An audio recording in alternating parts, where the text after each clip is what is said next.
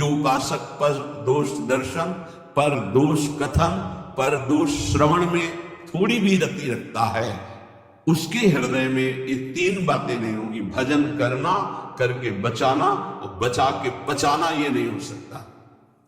दैन्य भाव से देखो तो हम पर कृपा सिर्फ है और कुछ नहीं है हमारे पास, सिर्फ कृपा है। कृपा से हम चल रहे हैं। जैसे नाव टूटी हो, फूटी हो, वो बीच में ही डुबो सकती है, पर चतुर खेवैया है तो ऐसे संभाल के चला रहा है कि टूटी नाव को भी किनारे लगा दे। ऐसे ही हम लोग सब हैं। दैन्य भाव से देखो, अभिमान करके नहीं, दैन्य भाव से अंदर की स्थिति को जान के देखो क्या चल रहा है, पीछे के रजिस्टर को देखो क्या किया है, तो अपने आप ग्रीवा झुक जाएगी कि हम पर कृपा है, सिर्फ कृपा है।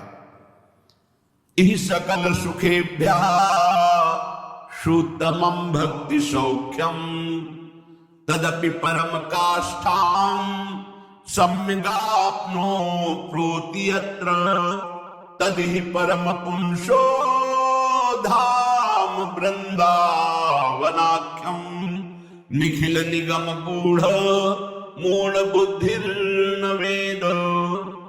भाई मेरी बात मान लो, इस संसार में जितने भी भोग हैं सब दुखदाई दुर्गंध युक्त है। ऐसा कैसे हो सकता है दुर्गंध युक्त है? महापुरुष जन परिणाम को बोलते हैं।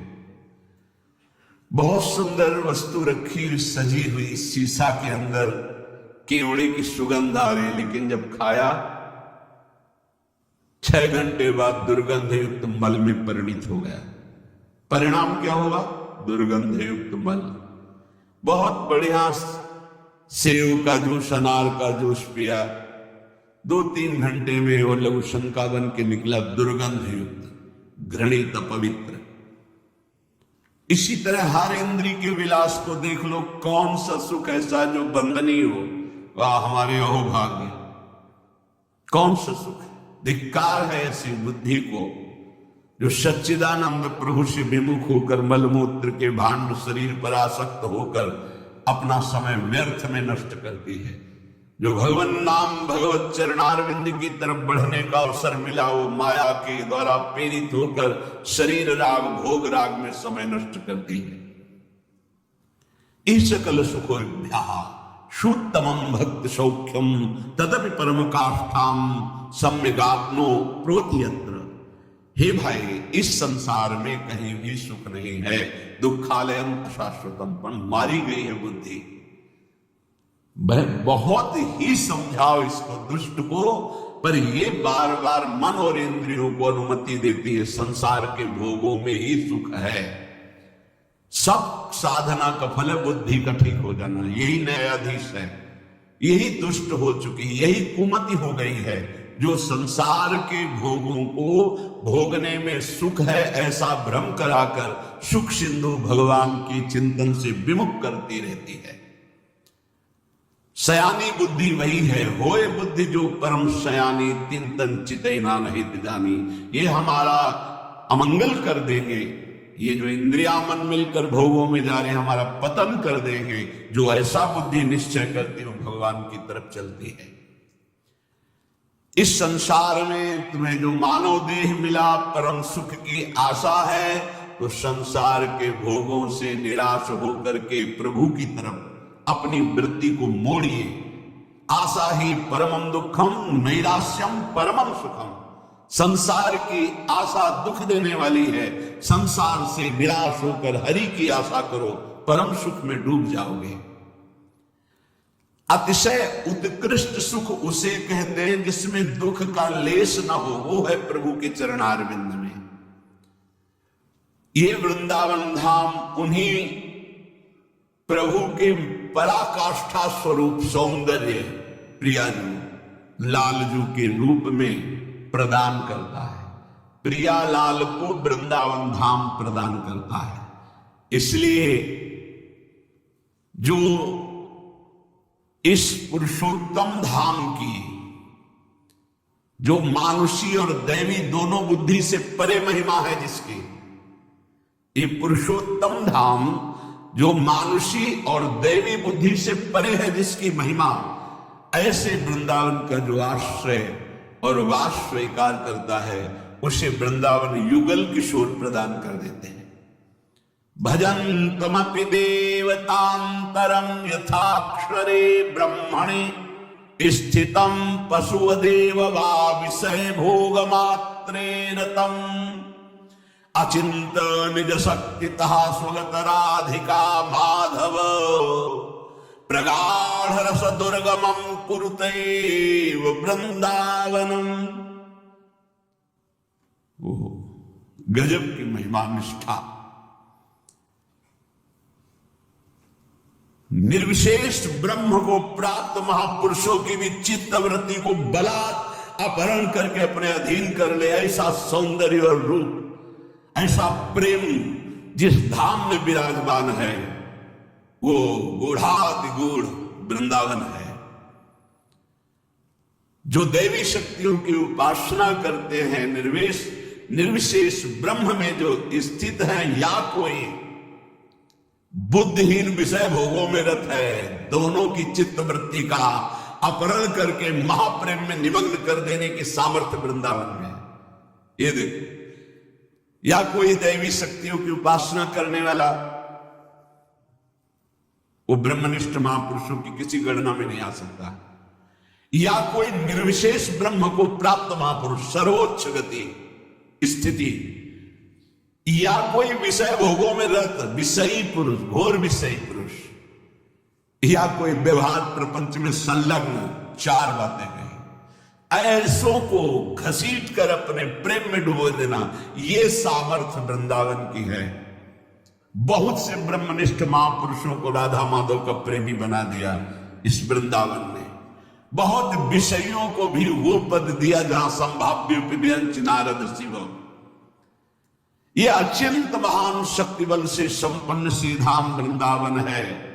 श्री राधा माधव का प्रगाढ़ प्रेम प्रदान करने की सामर्थ्य है। इसलिए अगर कान तक आवाज पड़ रही हो तो वृंदावन वृंदावन वृंदावन, आश्रय ले लो वृंदावन का, आकर दर्शन करो वृंदावन के, एक दो रात्रि वास करो वृंदावन में, हो सके तो जब समय मिले तब वृंदावन आओ, वास करो। परम कृपालु वृंदावन तुम्हारे सारे पापों को भस्म करके प्रियालाल के चरणों का प्रेम प्रदान करेगा। पूज्यपाद श्री उड़िया बाबा जी महाराज, हमारे ऊपर प्रभु की कृपा है, ये हम कैसे पहचाने? ये 8 लक्षण प्रकट होने लगते हैं जिसके ऊपर प्रभु की कृपा होती है।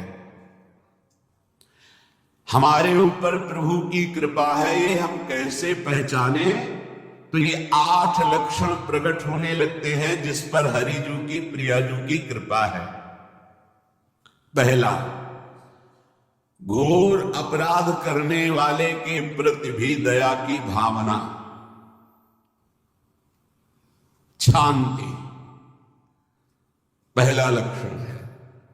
भाव में भी पहले शांत भाव है। हमारे ऊपर श्री हरिजू की कृपा है, इसकी पहचान ये 8 लक्षण।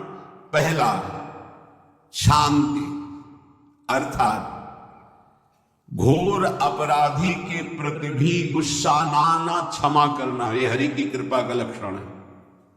देख लो भाई, घोर अपराधी शब्द तो जाने दो, जरा सा प्रतिकूल हो जाए तो लाख समझाओ पर भ्रकुटी तनी रहती है। ईर्ष्या, द्वेष, मात्सर्य, द्रोह, ये उपासक के हृदय की विषय नहीं, ये तो गंदे विषयी पुरुषों के हृदय के लक्षण हैं। जहां ईर्ष्या है, मात्सर्य है, द्वेष है, द्रोह है, ये कुमति के लक्षण है, सुमति के लक्षण नहीं, ये हरि कृपा पात्र के लक्षण नहीं। आपसे जो अपराध कर रहा है, द्रोह कर रहा है, आपका क्षमा बल, ये हरि प्रसाद से होता है। शांति, क्षमा बल, शांति, सह गया, क्या करूं, सहना ही पड़ेगा क्योंकि भगवत मार्ग में वो ऐसा नहीं होता। शांति, बुरा ही नहीं लगा, हरि कृपा पात्र को बुरा ही नहीं लगा। उमा संत के यही बड़ाई, मंद करत जो करे भलाई, ये सीधा शांति की व्याख्या है। अपने यहां मंगल गान में करत जे अनुसहन निंदक तिनहु पे अनुग्रह कियो, यह है हरि कृपा, यह है आचार्य कृपा, गुरु कृपा। अपराधी पर भी क्षमा का भाव होना, भला ऐसा है अपराधी पर भी क्षमा का भाव होना, ये हरि कृपा पात्र में ही होगा, अन्य में नहीं।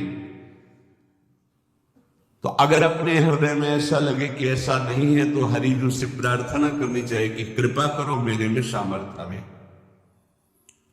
दूसरा, अनुसूया, वो किसी भी के प्रति कभी भी कोई दोष दर्शन ही नहीं करेगा। दोष कथन, दोष श्रवण की तो बात जाने लो। अनुसूया, दूसरों के गुणों में दोष ढूंढना ये नहीं होता, हरि कृपा पात्र में ही नहीं होता। ये सब भजन के नाश करने वाले, जैसे पहला अपराधी पर क्रोध कर देना,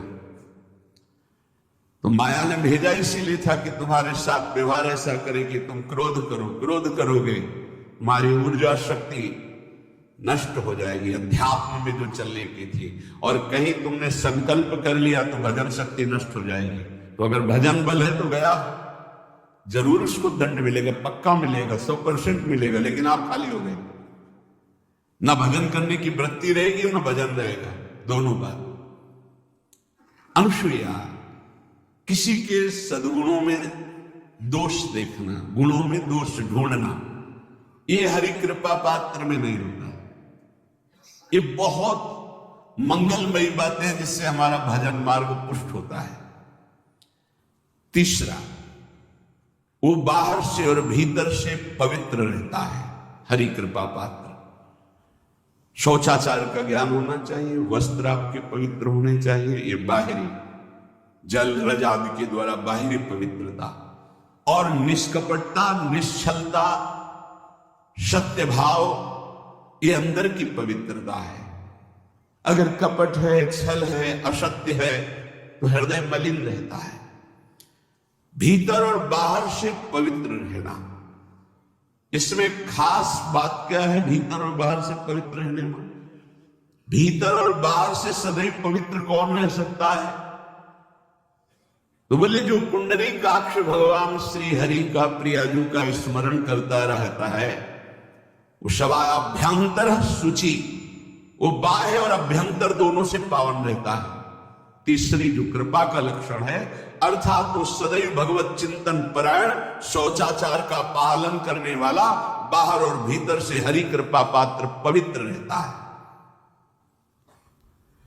लघु शंका में जल पात्र में रखा जाता है, जनेंद्रिय को पवित्र किया जाता है, फिर हाथ रथ से धो के, फिर कुल्ला करके, आचमन करके, पैर धोकर, ऐसे पवित्र आचरण, ऐसे पशुवत व्यवहार ठीक नहीं। कुछ लोग ऐसी गलती करते हैं कि जिसमें शौच हुआ जाता है उसी में बैठकर लोग शंका करते, तो सारे वस्त्र, पूरा शरीर अपवित्र हो गया आपका। अब तो अटैच बाथरूम की व्यवस्था माया ने कर दी है। हमें लगता है कि शौचालय अलग होना चाहिए और स्नान गृह अलग होना चाहिए, थोड़ा ही चाहे भेद हो, अंतराय होना चाहिए पवित्रता के लिए। अब ये शौचालय है, यही स्नान करना है, यही लोग शंका करनी है, इससे तो पवित्रता का निर्वाह नहीं होता।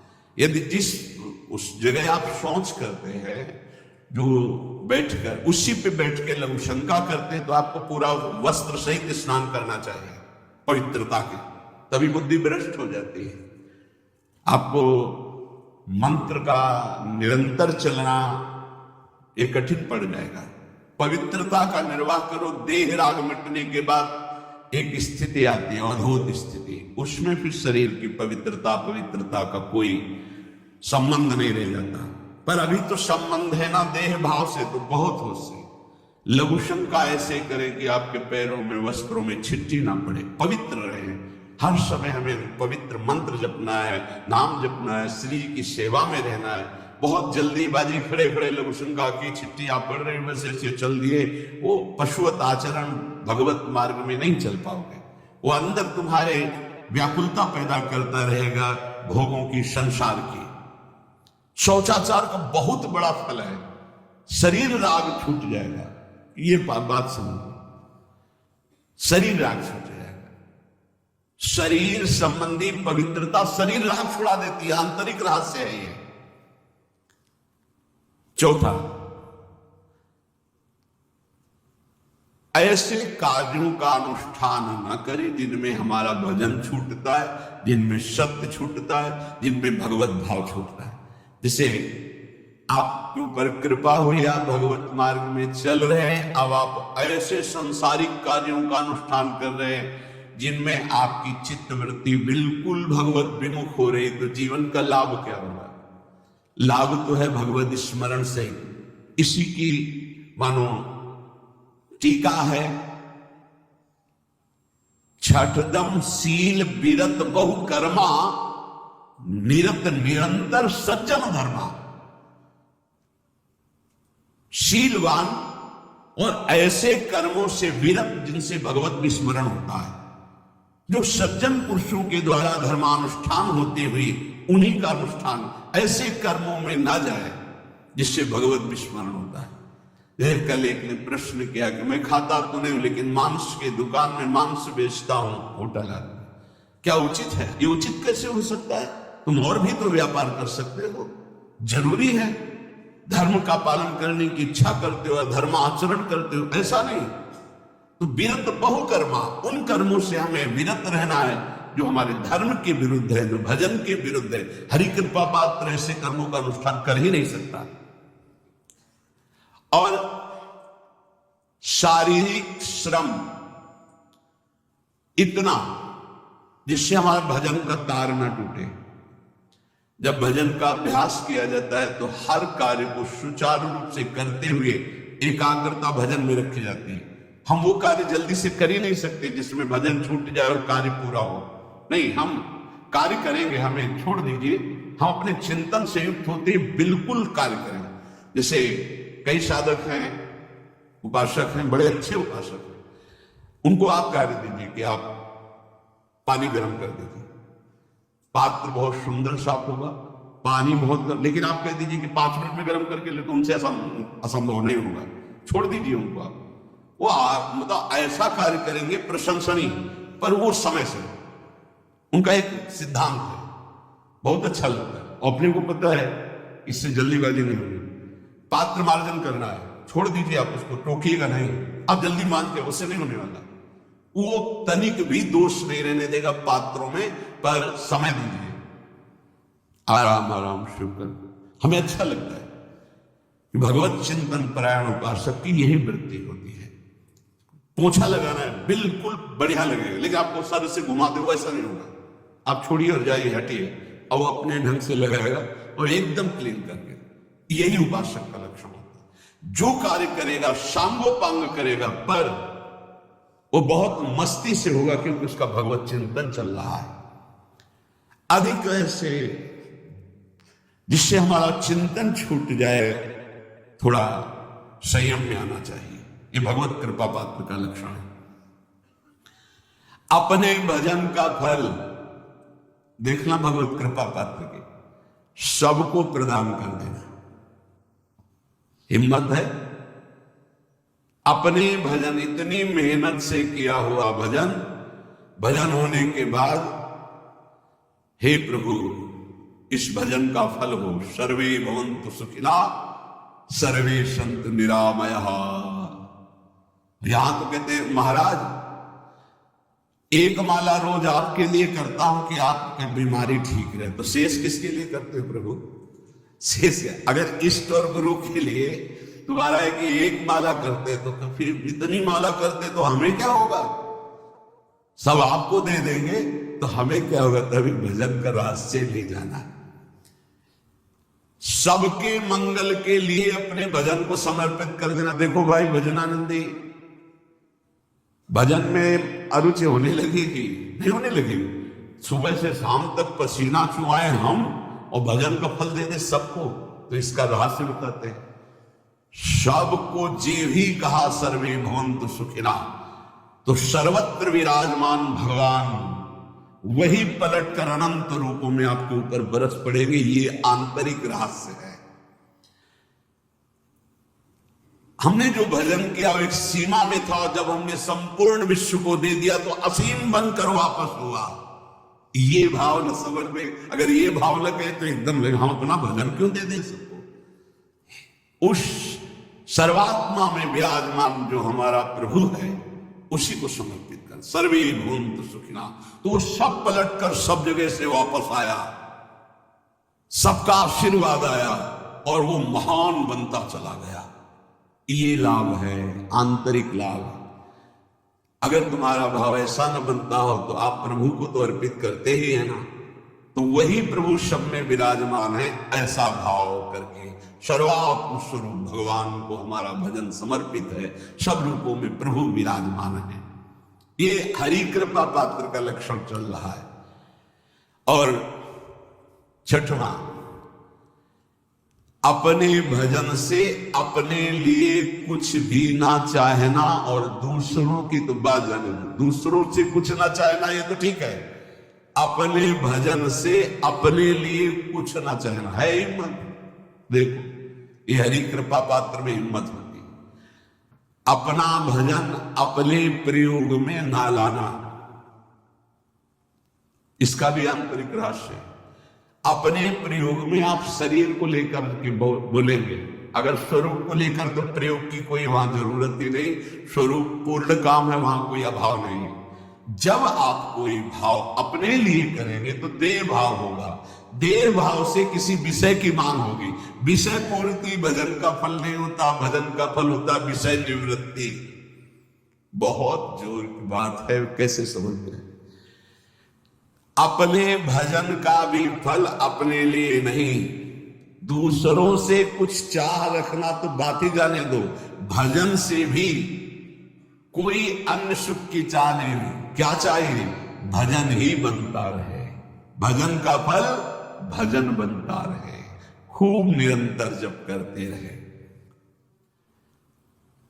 सातवां, किसी भी मान सम्मान कीर्ति पद प्रतिष्ठा के मिलने पर हृदय का असंतुष्ट हो जाना, यह हरि कृपा पात्र का लक्षण होता है। प्रणाम नमस्कार जय हो तो हृदय में असंतुष्ट हो जाना चाहिए। कोई किंचन मात्र अभिमान न उदय हो जाए। प्रभु बचाओ, ये माया की चकाचौंध से बचा लो नाथ। कौन सा अपराध बन गया कि आपकी जय की जगह यहां हमको ऐसा सुनना पड़े। जैसे एक बार महापुरुष जन कहे थे कि जब गुरुजन बड़ाई करने लगे सामने शिष्य की, तो उसको ग्रीवा झुका लेनी चाहिए, पश्चाताप करना चाहिए कि कोई गलती हो गई, आज हमारे गुरुजी ने हमारी बड़ाई कैसे कर दी। इसका मतलब कोई दोष बन गया, कोई गलती हो गई, और प्रार्थना करना चाहिए कि क्षमा कीजिएगा महाराज, अगर कोई गलती हो तो दंड दीजिएगा, लेकिन ये दंड मत दीजिएगा कि आप हमारी प्रशंसा करें। भगवान इससे बड़ा और कोई दंड नहीं, ऐसा महसूस होना चाहिए। सम्मानम कल्याति घोर गरलम, ये हरि कृपा पात्र का लक्षण है। नीचापमानम सुधा, नीच पुरुषों द्वारा किया हुआ अपमान अमृत के समान लगे और सम्मान विष के समान लगे। मान प्रतिष्ठा कीर्ति जिसके लिए बड़े बड़े लालायित रहते, हरि कृपा पात्र को विष की तरह चुभती है। और आठवां, किसी भी प्राणी समुदाय से संबंध ना रखते हुए सब पर दया की भावना, सब पर कृपा की भावना, सब पर करुणा मैत्री पर किसी से ममता नहीं। ये सूत्र बहुत व्यवहार में प्रयोग करने योग्य है। सबसे करुणा और मैत्री पर किसी से ममता नहीं।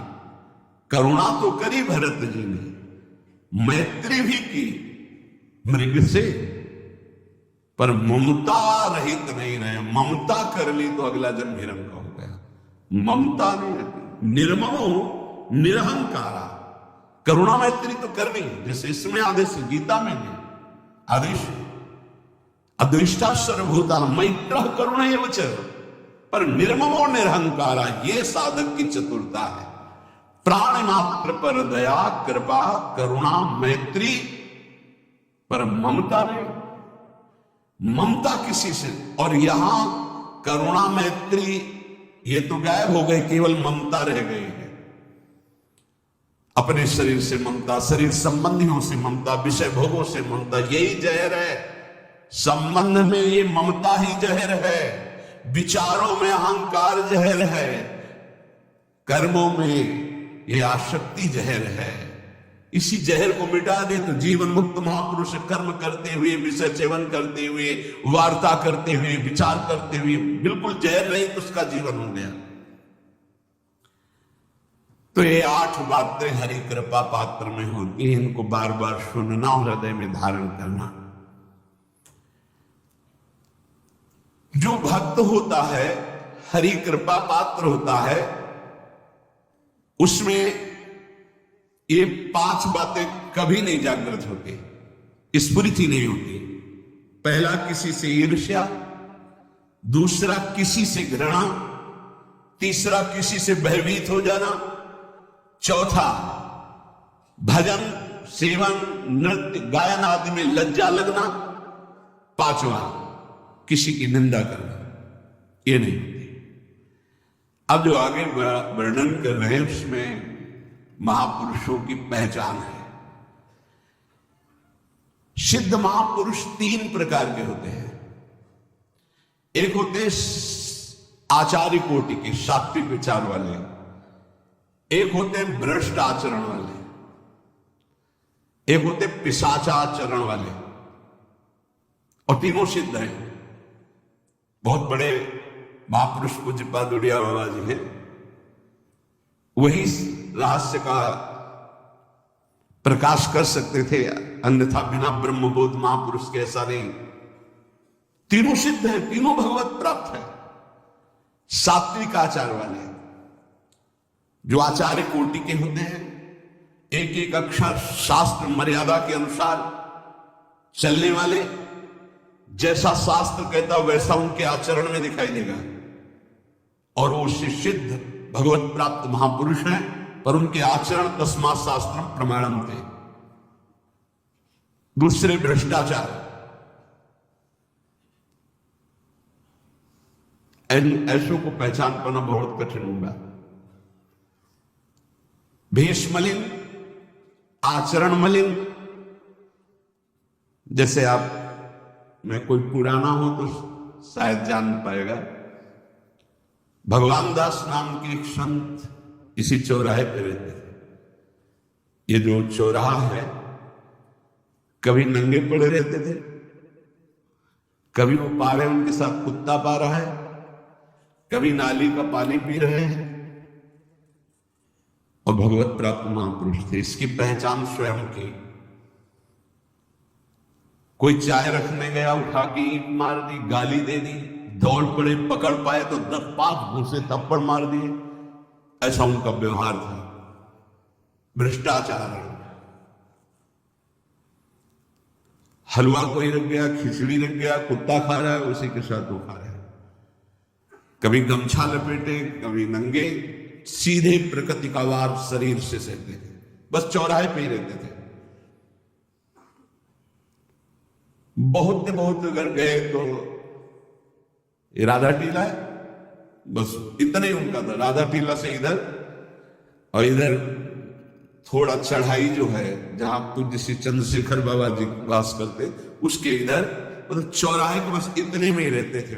12 महीना 20 साल उनको देखा। तो जब काशी से आए हुए थे तो उनको देखा तो उनकी दृष्टि से लगा कि ये स्थिति प्रज्ञ महापुरुष हैं, पर अपने को छुपाए हुए ऐसी लीला करें। पर उनके कुछ ऐसे आचरण थे जिनसे लगा कि इनकी, हमें लगता है, बुद्धि खराब है क्या, मतलब पागलपन का दौड़ा है क्या ऐसे। राधा रमन जी दर्शन करने गए तो जो पुंडरीक जी हैं इनके बाबा, वो उस समय थे, उनके पुत्र जो पुंडरीक जी के पिताजी, वो उनके सहायक हुए। तो करुणा कृपा हुई उनकी, उन्होंने देखा। वो तो बाद में परिचय जाना उनका, हमें पता नहीं, बाद में परिचय। वो पीत वस्त्र धारण किए हुए वयोवृद्ध है ना, डलिया लाए राधा रमन जी को, निकाल करके अपने को प्रसाद मिला। तो सीधे राधा रमन जी की कृपा का अवलोकन करते हैं और परिक्रमा लगाना एकदम संकल्प बना। कमंडल में 2 कुलिया रखी, ढक्कन से ऐसे ढक के, और बस मन में आया कि अगर वो बाबा हमसे आते हैं, हमारे कमंडल से कुलिया, सत्य परम सत्य, कुलिया लेते हैं और पाते हैं और फिर रख के चल देते हैं, तो मैं मान जाऊंगा कि प्रभु ये आपके धाम के सिद्ध महापुरुष आए हुए थे हम काशी से ऐसे। क्योंकि काशी में ऐसी लीलाएं देखी थी बड़े अद्भुत कोटि के महापुरुषों को। आपसे सत्य कहते हैं, वो पेड़ हट गया, रमण रेती में था, बीच रोड में था, चबूतरा बना था, वो ऐसे पड़े थे, वहां के हम बैठ गए, बिजली की तरह उठे, रफ्तार से आए, खड़े हो गए बिल्कुल। क्यों, हमें पता था कि घूसा थप्पड़ इनका प्रसाद होता है। हम कहा उस समय, हम कहा अगर हाथ चलाएंगे तो पकड़ लेंगे ना, बिल्कुल पोजीशन में खड़े। तो बंगाली भाषा में कुछ बोले, ऐसे गले में हाथ डाला, ढक्कन हटाया, कुलिया निकाली, पाया कुलिया वहीं रखा, ढक्कन रखा, गए और वहीं लेटे। सत्य कहते एकदम रोम रोम खड़ा हो गया कि अरे भगवत प्राप्त महापुरुषों को जानना बड़ा कठिन है, कैसे आचरण, भ्रष्ट आचरण से रहते हैं। कभी दिगंबर, कभी गमछा लगा हुआ है, कभी कुत्ते के साथ खा रहे, कभी नाली का पानी पी रहे। पूज्य बाबा कह रहे आचरण मलिन, नाली या पैखाने का भी पानी पीने में उनको कोई भी परेशानी नहीं। गंदे जगह मलिन भाव से पड़े रहना, किंतु वृत्ति हर समय भगवदाकार रहना, भगवदाकार। ये तीसरे, पिशाचाचार, गाली गलौज करना, ईंट पत्थर से मारना, हर मलिन चेष्टा बहुत कठिन है, बहुत कठिन है। ये सब देखने को मिला है भगवत कृपा से तीनों प्रकार के महापुरुषों का। वृंदावन में एक आगंतुक संत आए थे बाहर से, वो रात्रि में हर वृक्ष के नीचे खड़े रहते, पैर सूज गए थे, उनको कभी बैठे और लेटे नहीं देखा, खड़े रहते थे। ये 25 वर्ष के लगभग की बात है। तो उनको जब देखा तो देखते ही उनकी दृष्टि ऐसी थी ऊर्ध्व, लगा है तो भगवत प्राप्त महापुरुष है, 45 वर्ष की अवस्था हो, बस खड़े रहते थे, चरण उनके फट गए थे ऊपर से ऐसे खड़े खड़े। रात्रि में एक दिन हिम्मत की, बोलते नहीं थे वो, अरे लार बहरी ऐसे गंदे कपड़े, और महाराज जी आप कृपा करें। उस समय मदन टेरेस में या आप आइए, खड़े हो गए। तो आटे के 4 लड्डू हमें मिले नहीं थे, तुमका आप कृपा करके पाइए। तुमका आपका ये जो बाहरी परिवेश है और आपके जो बाहरी लीलाएं हैं, ये बाहरी लोग तो भले न समझ पाए, पर प्रभु मुझे ऐसा अनुभव होता है आप भगवत प्राप्त महापुरुष हैं। रो पड़े, कभी हमने उनको ऐसा नहीं देखा, रो पड़े। उनका ये हमारे गुरुदेव की कृपा है। उनका कब से वृंदावन आ पाए, बोले कुछ दिन हुए। बोले वृंदावन की रस का प्रभाव कितना दिव्य है कि अब जाने का मन नहीं होता है। पर आप अब दोबारा हमसे मिलने की चेष्टा मत कीजिएगा, कभी दूर से देख लीजिएगा, पर आप कभी मिलिएगा नहीं। आप भक्त हैं इसलिए आपसे संभाषण कर लिया। ये तो आपने सुना, सुबह की लीला, ईंट चल रही थी उनमें, और दिगंबर खड़े थे, ईंट मार रहे थे लोग, परिक्रमा वाले लोग उनको ईंट मार रहे थे, कई जगह उनके ईंट लगी। उनको लग रहा था पागल है, नहीं पहचाना जा सकता। 3 प्रकार के महापुरुष होते हैं। होते सात्विक आचार वाले, बहुत जो शास्त्रीय आज्ञा वैसे ही अक्षर से आपको दिखाई देंगे, आचार्य कोटि के, पवित्र शरीर, पवित्र वस्त्र, पवित्र आचरण, एकदम आचार्य कोटि। दूसरे एकदम भ्रष्ट आचरण, समझ ही नहीं सकते आप। तीसरे पिशाच की तरह, समझ ही नहीं सकते उनको। अब लाभ होता है केवल पहले वाले से, सात्विक तस्मात् शास्त्रम प्रमाणम थे, इससे जनता का लाभ होता है। इन दो से विशेष हानि हो जाती है, क्योंकि इनके आचरण ऐसे होते हैं, साधु अवज्ञा तुरंत बहुत जल्दी विनाश होता है ऐसे महापुरुषों के अपमान से। सात्विक महापुरुषों के नहीं, अगर उनसे अपमान भी हो जाएगा तो क्षमा करेंगे वो सब। इनको न क्षमा से मतलब है, न पिटाई से मतलब है, इनकी दैवी शक्ति तुम्हारा नाश कर देगी। ऐसे से बहुत, क्योंकि इनको समझ में नहीं आएगा ना। काशी में भी देखा, कुल्हड़ चल रहे हैं सब, और ब्रह्माकार वृत्ति, लोग समझ नहीं पा रहे हैं, चाहे कि कुल्हड़ जमा है, मार रहे हैं उनके ऊपर। बिल्कुल जो चर्म है प्रकृति को सहते सहते भैंसे के जैसे हो गया मोटा एकदम, और उनके ऊपर मार पड़ रही है, वो मुस्कुरा रहे हैं, चल रहे हैं, उनका गजब हो गया, ब्रह्माकार स्थिति महापुरुष के सामने। ऐसे कोई समझ ही नहीं पाता। तो कह रहे ऐसे भक्तों से प्रायः सबकी हानि हो जाती है, क्योंकि समझ पाते नहीं कि स्थिति क्या है, और जब उनका अपमान करते हैं, उनको मारते हैं, पीटते हैं, उनका सर्वनाश हो जाता है। वो करते नहीं है, उनका प्रभाव कर देता है, पर सात्विक महापुरुषों से किसी का मंगल नहीं होता। इसलिए समाज का परम मंगल शास्त्र के द्वारा आचरण किए हुए जो सिद्ध महापुरुष हैं उनसे होता है। ये दो प्रकार के महापुरुष जो होते हैं, कई तरह से हानि हो जाती है, आप समझ ही नहीं पाएंगे, आप अपमान कर देंगे, अनिष्ट हो जाएगा आपका, क्योंकि यहां ना क्षमा है ना दंड है। दैवी शक्तियां उनकी सुरक्षा में लगी हुई, वो सर्वनाश कर देंगे। इसलिए बाबा परिचय बता रहे कि अगर तो इनको पागल न समझा जाए। ये प्रायः जैसे एक बार बताया था कि हरगोविंद जी के पांडाल में रास हो रहा था, एक दिगंबर महापुरुष आए और वो ऐसे खड़े थे पीछे से, चूंकि आरती करने के बाद पीछे राधा वल्लभ जी की गए तो पीछे ही खड़े होना था, तो बिल्कुल पास बूट पहने हुए मारा लात पीछे से, वो मुभरा गिर गए, आराम से खड़े हुए, रास को ऐसे नेत्रों से हल्का सा वो बस फिचल रही है, वो पीछे 10 बार लात मारता गया, वो मुड़ के नहीं देखा किसने मारा, पीछे पीछे हम 10 कदम चलेंगे, गजब हो गया ऐसी स्थिति इस महापुरुष की। और ये बावरा जान नहीं रहा कि अपना सर्वनाश कर दिया हमने, और वो गजेंद्र की तरह मतवाले ऐसे फोगला की तरफ चल के नहीं। कैसे समझोगे महापुरुषों को? बाहरी व्यवहार।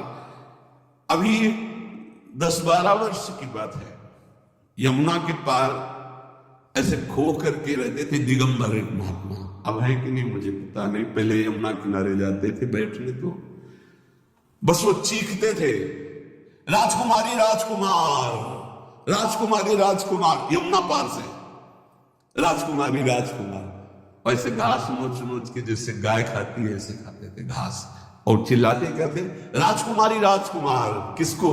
प्रिया प्रीतम, राजधानी है ना, ऐसे वृंदावन की तरफ खड़े होते ऐसे कहते राजकुमारी राजकुमार।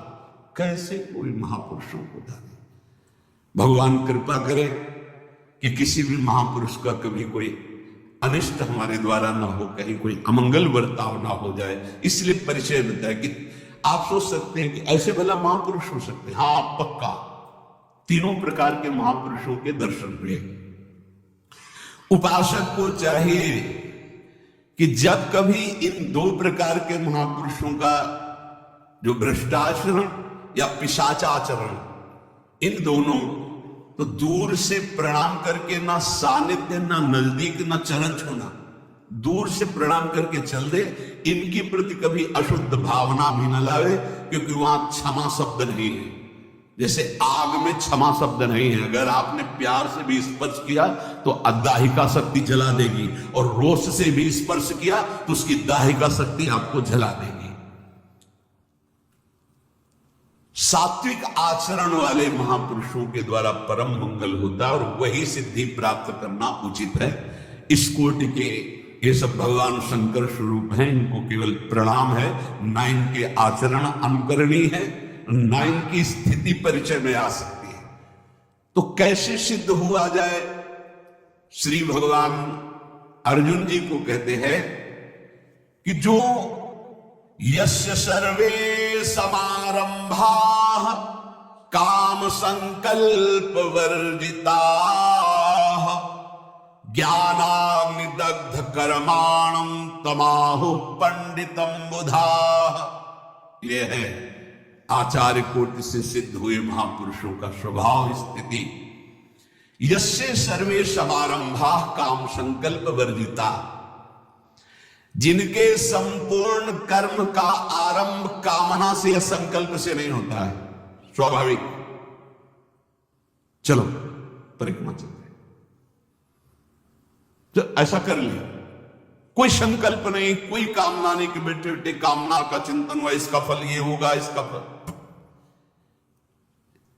यस्य सर्वे समारंभा काम संकल्प वर्जिता, ना कोई कामना और ना कोई संकल्प, जिसके ऐसे कर्म होते हैं, कोई कामना नहीं, कोई संकल्प नहीं, और जो ज्ञानाग्नि के द्वारा जिनके कर्म भस्म हो चुके हैं, वो परम ज्ञानी, वो पंडित जन कहे जाते हैं। पंडित जन में भगवत प्राप्त, पंडिता समदर्शिना, वो समदर्शी महात्मा को ही पंडित कहते हैं।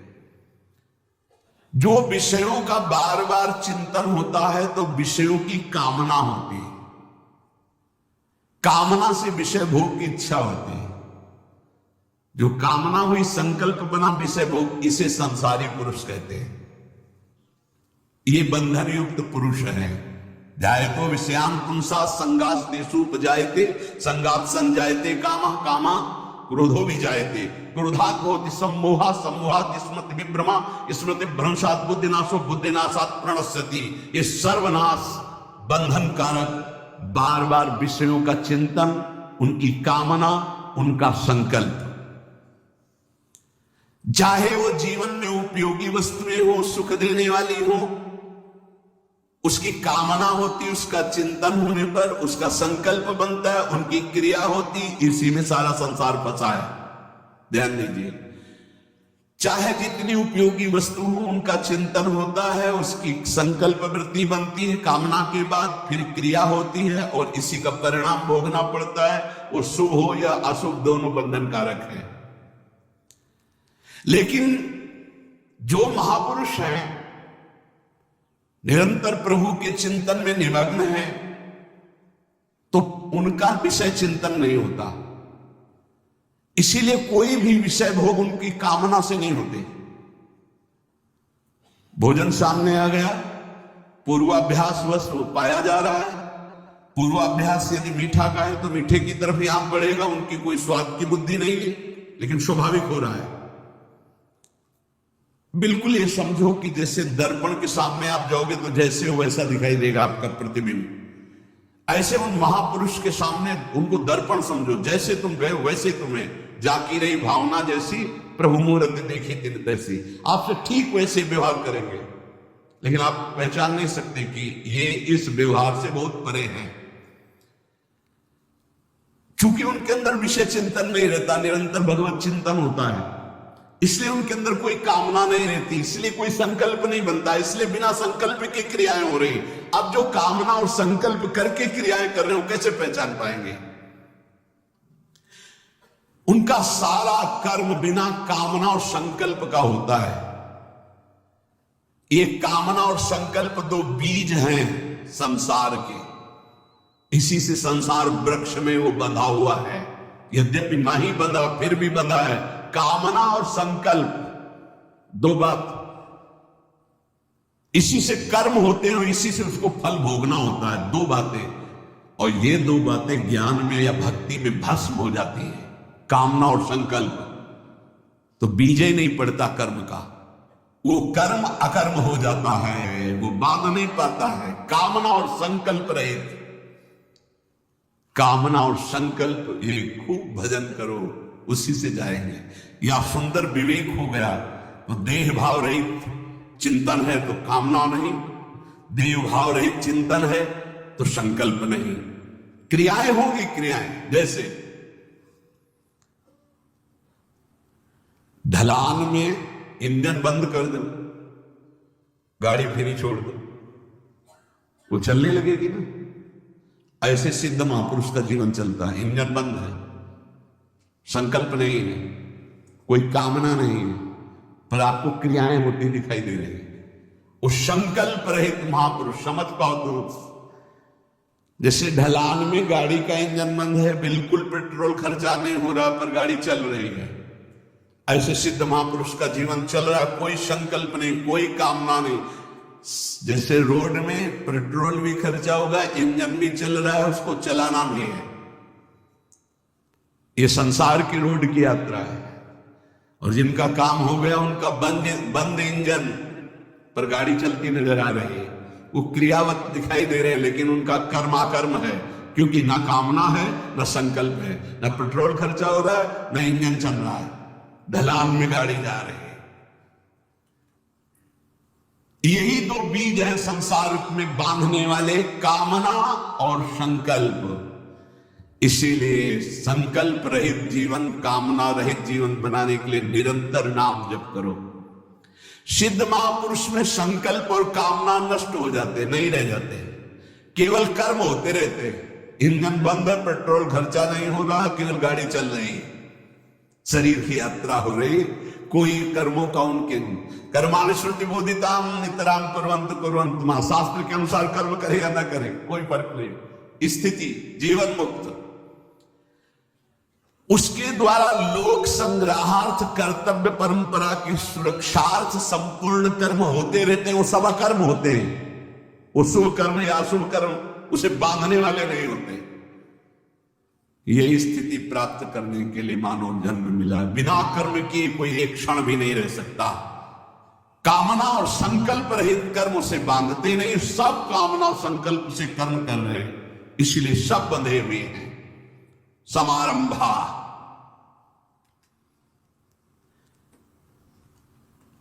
कह रहे कि ना कामना हो और ना कर्म करने की इच्छा हो, एक ये स्थिति होती है। ना कोई कामना है और ना कोई कर्म करने की इच्छा है, ये ज्यादा ठीक नहीं है। वो जैसे मोटर गैरेज में खड़ी है, ना इंजन चल रहा ना पहिया चल रहा है, नहीं, मोटर का प्रयोग चलने पे है, खड़ी है तो मात्र नहीं, न कामना है न कर्म है, ठीक नहीं। दूसरा है कामना होती पर कर्म नहीं होती। मोटर चालू करने पर इंजन तो चलने लगता है पर पहिया नहीं चल रहे, खड़ी खड़ी स्टार्ट कर दो, ये भी ठीक नहीं। फालतू में पेट्रोल खर्चा हो रहा है, इंजन चल रहा है। कामना है, इंजन चल रहा है, पर कर्म नहीं, बैठे बैठे मनोरथ हो रहे, ये भी ठीक नहीं। तीसरा कामना होती है और कर्म भी होती है, मोटर भी चालू है और पहिया भी चालू, अर्थात रफ्तार से चल रही है, ये भी ठीक नहीं। क्यों? क्योंकि कामना से कर्म होते जाएंगे, कर्म से कामना होती जाएगी, ये तो सृष्टि का चक्र चलता ही रहेगा। बोले कामना नहीं है पर कर्म हो रहे हैं, बोले ये ठीक है। क्या? बोले निरापद ढलवा मार्ग है, इंजन बंद है, पेट्रोल का खर्चा नहीं पर गाड़ी चल रही है, ये जरूरी है। ये सिद्ध महापुरुष भगवत प्राप्त की ऐसी स्थिति होती है कि कामना संकल्प रहित है पर कर्म हो रहे हैं। शायद समझ में आ रहा हो या ना आ रहा हो, क्योंकि गूढ़ विषय है, क्योंकि कामना और संकल्प में ये सब विचरण कर रहे, कैसे समझ पाएंगे। एक है जो कामना नहीं है और कर्म नहीं है, भगवान उनकी बड़ाई नहीं कर रहे। गाड़ी का प्रयोग क्या है? गाड़ी का प्रयोग है यात्रा होनी चाहिए, गैरेज में खड़े खड़े खराब हो जाएंगे। शरीर का प्रयोग क्या है? जगत मंगल होना चाहिए। एक है कामना होती पर कर्म नहीं, बैठे बैठे मनोरथ कर रहे, कोई कर्म ही नहीं कर रहे, तो बोले ये भी ठीक नहीं है। एक है कामना भी होती है और कर्म भी होती है, बोले ये भी ठीक नहीं, क्योंकि कामना से कर्म, कर्म से कामना, कामना से कर्म, ये बंधन बना रहेगा। बोले ठीक क्या है? बोले कामना और संकल्प ना हो और कर्म हो, ये इंजन भी ना चले, पेट्रोल भी खर्चा ना हो, गाड़ी चल रही है, संकल्प कामना रहित भगवत चिंतन परायण महापुरुष से जो कर्म होते हैं वो जगत मंगल कारक होते हैं और वो उसके बंधन कारक नहीं होते। किसी को भी किंचन मात्र मंगल नहीं हो सकता। ये महापुरुष जगत मंगलमय होते हैं जिनकी ना कोई कामना है ना कोई संकल्प है और भागवतिक कर्म हो रहे जगत मंगल के लिए। चौथी अवस्था ये उत्तम मानी गई है कि कामना संकल्प ना हो और कर्म हो। सबसे उत्तम उपासक वही है जो कोई संकल्प नहीं करता। बोले संकल्प ले लिया है, जा रहे हैं अमुक जगह हम अनुष्ठान करेंगे, प्राण रहेंगे कि नहीं रहेंगे तुम्हें क्या पता। संकल्प किस बात का? संकल्प इस बात का कि हम कोई संकल्प ही नहीं करेंगे, निरंतर भजन होगा। संकल्प केवल इस बात का कि हमारे अंदर कोई संकल्प ही विकल्प नहीं होगा। राधा राधा राधा, जब तक श्वास है तो राधा राधा चल रही। उत्तम उपासक वही है जिसके कोई कामना और संकल्प नहीं और भागवतिक कर्म हो रहे हैं। ऐसी अवस्था को भगवान ने सिद्ध महापुरुष कहा है, ज्ञानी कहा है, उसे पंडित कहा है। कोई कामना नहीं, कोई आपसे पूछा जाए कि आप ये सब क्यों कर रहे हैं तो आपके पास उत्तर नहीं होना चाहिए। नहीं, भजन करते हैं, मंगल होगा, कल्याण होगा, ये सब सुनने वालों की बातें हैं, आपकी नहीं होनी चाहिए। आप भगवत मार्ग पर आप भजन क्यों करते हैं? ईमानदारी से खोजिए तो आपको उत्तर नहीं मिलना चाहिए। क्यों करते हैं? नहीं, आप सेवा क्या चाहते हैं इससे? अगर पूछे कि वास्तविक क्या चाहते हैं तो यही चाहते हैं, यही सेवा होती रहे। नहीं, इसका फल क्या है? यही सेवा होती है। भजन का फल क्या है? यही भजन होता रहे। आपके जीवन का फल क्या है? जीवन ऐसे ही व्यतीत होते, श्री धाम वृंदावन में प्रिया जो का यश गाते हैं। नहीं, इसका फल क्या है? यही फल है। वो इस कामना नहीं, कोई संकल्प नहीं। समारंभा, महापुरुषों के द्वारा ऐसे कर्म होते हैं सुचारू रूप से सांगोपांग सबका मंगल करने वाले। कोई संकल्प नहीं, कोई कामना नहीं, सर्वे उसके द्वारा सब के सब कर्म संकल्प और कामना रहित होते। इसलिए कोई नहीं जान पाता, नहीं जानते। जैसे आपसे बार बार आप ऐसा आप ऐसा, उनको लगता कुछ तो है मेरे में, कुछ तो है ऐसा। इतना प्यार क्यों, इतना क्यों हमारे को बार बार याद किया जा रहा है? बार बार कुछ तो है। हाँ है, तुम्हारे ऊपर हरि जी की कृपा हुई है, इसलिए है कि तुम्हारा मंगल हो जाए, तुम भ्रमित मत हो जाओ, किसी संकल्प विकल्प के कार्यों में उलझ मत जाओ। तुम्हारा ये जन्म श्री जी को मिल जाएगा, हरि जी की कृपा है तुम पर, इसलिए बार बार। और जिस दिन कृपा का शब्द हट जाए तो उस दिन तुम पहचानने में आने लायक भी नहीं हो। आप देख लो, पहचान में आने लायक हो। किस बात की पहचान है तुम्हारी? हमारी तुम्हारी किस बात की पहचान? बोले हरि जी की कृपा है, इसलिए हरि के पार्षद हमको देख रहे हैं, डांट रहे हैं, संभाल रहे हैं, बस। अगर तुम्हें कुछ लगता है कि मैं कुछ हूं क्या, तो प्रार्थना करो श्री जी से कि एक बार कृपा हटाओ अपनी, फिर देखो हमारा क्या हाल होता है। फिर को तुम्हें कोई पूछे, कोई देखे और भगवान ने अपनी कृपा से कोई इशारा किया कि साइड में आ जाओ, तो इंसान की भी सामर्थ्य नहीं रह गई जो अपने को भगवान बने। इंसान भी बनने की सामर्थ्य नहीं रह गई। वो चाहे हिरण्यकश्यप हो, चाहे रावण हो, या कोई भी बड़े से बड़ा हो, धूल धूसरित हो गए। इसलिए होश में यदि संतों की कृपा हो रही है तो उसको ये मत समझो कि तुम कुछ हो, तुम रूपवान हो, गुणवान हो, धनवान हो, कुलवान हो, बुद्धिमान हो, या कुछ भी, कुछ नहीं हो। तुम सिर्फ तुम्हारे ऊपर हरि की कृपा है, इसलिए वो तुम्हें संभाल रहे हैं, बस। तुम नहीं जान पाओगे, जैसे मां अपने बच्चे को संभालती है, ऐसे संत जन देख लेते कि हरि ने जब घसीटा है तो मेरे हरि का घसीटा हुआ माया ना घसीट पावे। तो इधर आ। एक महात्मा नाव में जा रहे थे, नाविक बीच में गया और बोले सावधान, जिसको तैरना आता हो कूद जाने की तैयारी रखो, क्योंकि नाव डूबने वाली है। महात्मा का 5 लीटर का कमंडल बड़ा था, भर भर के नदी से नाव में डालने लगे। वो भाव रहे हो, वो किसी की नहीं सुन रहे थे। थोड़ा लंबी सांस ली और नाविक ने कहा भगवान की कृपा से भंवर से नाव पार हो चुकी, अब लगता है बच जाएगी। तो कमंडल भीतर से नाव में भर के बाहर डालने लगे। लोगों ने सोचा बाबा पागल है, लेकिन बहुत संतों को नाव में बैठा के पार करता। जब सब यात्री चले गए तो महात्मा जी के चरणों में प्रणाम किया होगा, महाराज मैं थोड़ा समझना चाहता हूं, यद्यपि महात्माओं की लीलाएं बड़ी अव्यक्त होती। जब हमने कहा कि नाव डूबने वाली है तो आपने भर भर के कमंडल नाव में डालना शुरू कर दिया, क्यों? बोले आपने कहा नाव डूबने वाली है तो हमें लगा कि मेरे प्यारे की इच्छा है नाव डूब जाए, तो हमने 5 कमंडल अपने और उनकी इच्छा में मिला दिया। और जब आपने कहा नाव बचने वाली तो पूरे कमंडल के पानी बाहर कर दिए। तो जैसी मेरी स्वामी की इच्छा वैसा मैं करता हूं, आप मत करना ऐसा। हाँ भैया कोई नाव डूब रही है तो 10 कमंडल हमारी तरफ से भी उसमें पिटाई कर देंगे लोग। आपकी ऐसी श्रद्धालु ऐसे संत जब देखते हैं कि ये निकला संसार से किसी भी तरह से सही, तो मेरे स्वामी की इच्छा कि निकल जाए, घसीटते हैं। और जब पता चला कि हो इसका वो अभिमाना, इसका मतलब है कि स्वामी इसको कुछ पिटवाना चाहते माया से, वैसे हो जाते। देख लो, जब थप्पड़ खाना फिर पुकारना, फिर तुम्हारी तरफ देख ले। तो जब किसी संत का कृपा अनुग्रह होता है तो पीछे पड़ जाते हो।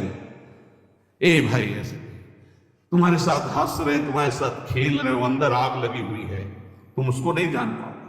अंदर आग लगी हुई है, अंदर से वो विरहाग्नि में जल रहा है या प्रेमाग्नि में जल रहा है, और बाहर से मुस्कुरा के तुमसे बात कर रहा है, तुम समझ नहीं पा रहे। निकलो सर्वे, उसके द्वारा सब की सब चेष्टाएं किसी कामना या संकल्प से नहीं होती, केवल जगत मंगल। केवल इस उपासक का चित्त चुरा कर अपहरण कर पियाजू के चरणों में डाल दे, इसका चित्त कहीं जा ना पाए। हंसना, बात करना, दुलार करना, उसको लगता है मेरे में कुछ तो है जो मेरे को देखकर, नहीं, तुम्हारे चित्त को चुराने के लिए से चित्त चुराया और श्री जी तक साइड में हो गए, सामने श्री जी, क्योंकि हमको श्री जी तक पहुंचाना है। आपके चित्त की भेंट आप नहीं पहुंचा सकते, हमारी केवल ड्यूटी है, हमारी केवल सेवा है आपके चित्त को पकड़ना और श्री जी के, हम पोस्टमैन हैं, और श्री जी की बात आप कर, निज मंत्र, शरणागत, प्रेम, रोज सत्संग। चलो हमारा लक्ष्य है कि हमारी तरफ देखो सो हम हटे, श्री जी पीछे देखो, वो उनके लिए हम तुम्हें तैयार कर रहे हैं, हम उनके लिए पकड़ पाए। और जिन जिन उपासकों को ऐसा, वो देखो उनकी चित्तवृत्ति कहाँ है, हमारा मुस्कुराना, हमारा हंसना, हमारा बोलना, हमारी एक एक चेष्टा आत्म में अंतर की बात कह रहे हैं, हृदय से यही चाह है कि ये उपासक एकमात्र श्री जी का आनंद बन जाए, इसे कोई भ्रष्ट न कर पाए, इसे कोई माया का पार्षद डगमगा न दे इस मार्ग से। बस सारी चेष्टा एकमात्र केवल अपनी प्रियाजू के लिए, किंचन मात्र उसका ना कोई स्वार्थ, ना कोई कामना, ना कोई संकल्प। अब वो धीरे धीरे धीरे अंतर आए, अब एकदम से अब स्थिति क्या है, श्री जी और आप, श्री जी और आप। क्यों? ये बीच में जो आपको ढांचा दिखाई दे रहा है नासवान है, आज बोल रहा है कल नहीं बोलेगा, आज सामने बैठा है कल नहीं बैठा रहेगा। एक व्यक्तित्व है, ये ब्रह्म नहीं है। जो ब्रह्म है उससे संबंध कराने के लिए है। इसका जो सारा नाटक है वो केवल आपके चित्त को चुरा के प्रियजन तक पहुंचाने, चाहे वो रोष भरा हो या प्यार भरा हो। ज्ञानाग्नि दग्ध कर्मणा, कर्मों का संबंध शरीर से है, हृदय का संबंध प्रभु से है। यह है भक्त का जीवन। और ज्ञानी स्वरूप में स्थित रहता है, न शरीर से संबंध रखता है, न कर्मों से संबंध रखता है। इसलिए उसका ना आरंभ होता है ना अंत होता है, वो अनंत महिमा में स्थित होता है। शरीर और क्रियाएं संसार प्रकृति से अभिन्न है, स्वरूप और परमात्मा ये अभिन्न है, डिपार्टमेंट बिल्कुल अलग है।